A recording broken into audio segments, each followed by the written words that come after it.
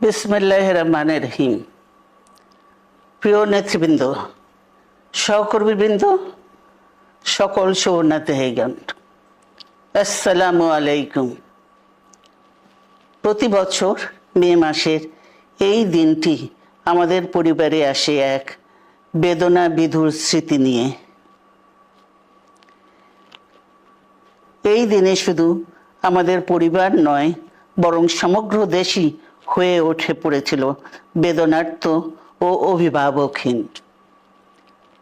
আমাদের প্রিয় মাতৃভূমি বাংলাদেশের জন্মের সাথে জড়িয়ে থাকা এক অবিচ্ছেদ্য নাম শহীদ প্রেসিডেন্ট জিয়াউর রহমান, যে চট্টগ্রাম থেকে স্বাধীনতার ঘোষণা করে তিনি এ দেশের সাথে তার নাম অবিচ্ছেদ্য করেছিলেন।